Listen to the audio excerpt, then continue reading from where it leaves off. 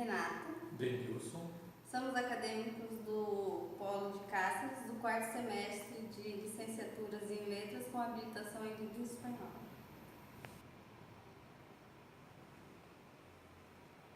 Antes de começarmos a compreender a obra, é preciso entender o tempo de Gil Vicente, o momento histórico pelo qual ele estava passando, e algumas características.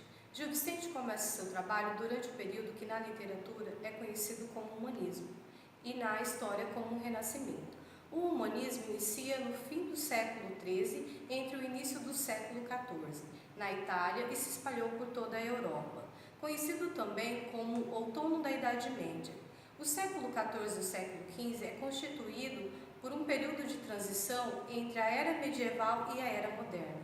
Essas foram marcadas por guerras, crises, rebeliões, crises econômicas e religiosas e também por uma terrível devastação provocada pela peste negra, que começou a manifestar em 1347.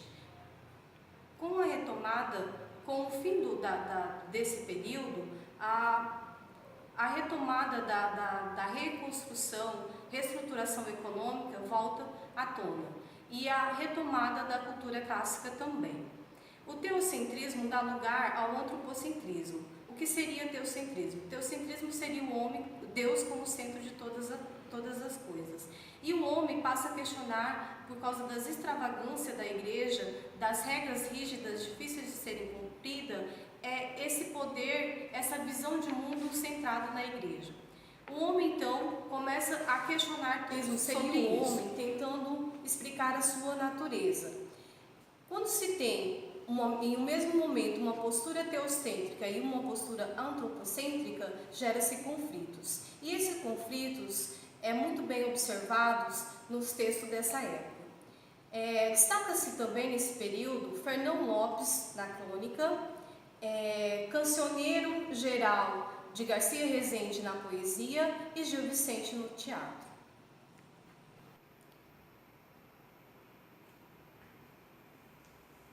Farei um breve relato sobre o dramaturgo e poeta Gil Vicente. Pouco se sabe sobre a vida deste dramaturgo devido à falta de documentos que comprovassem a história do mesmo, né? Então, muitos fatos da sua vida deixam dúvidas. Pensa-se que ele nasceu no ano de 1465 em Guimarães, Portugal.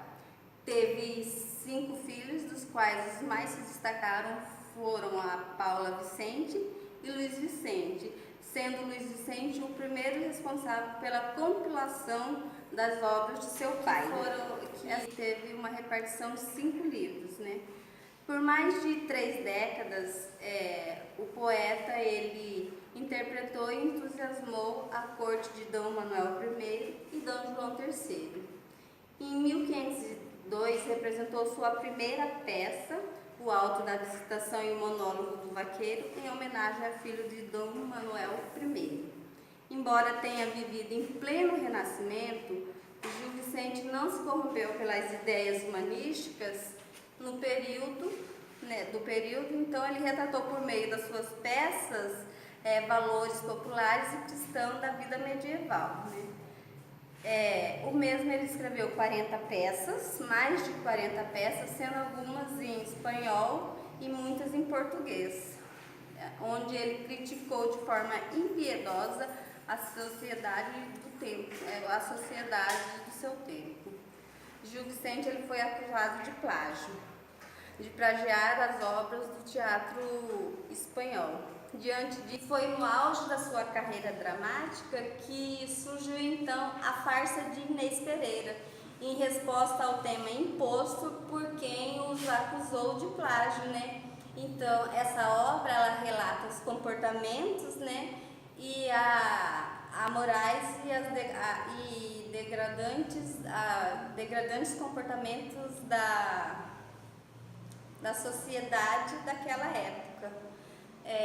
Sua última peça foi Floresta de Enganos, escrita em 1536.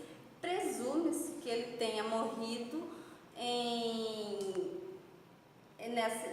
nesse ano também, de 1536.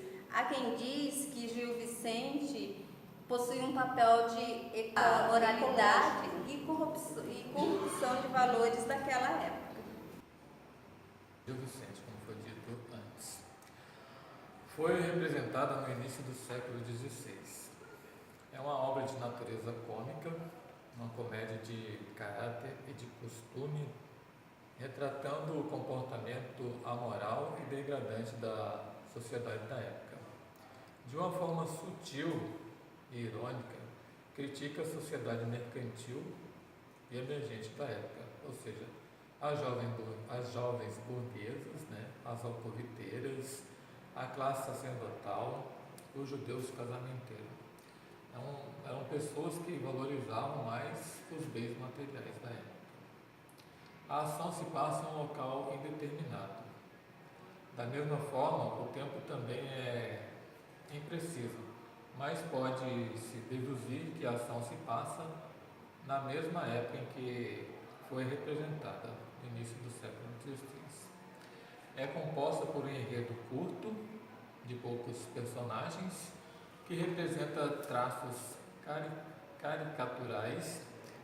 É uma obra dividida em estrofes, geralmente formada por 9 versos, sendo que estes são redondilhos maiores, 7 sílabas poéticas, rimados, geralmente no padrão A, BB, ACC, DD,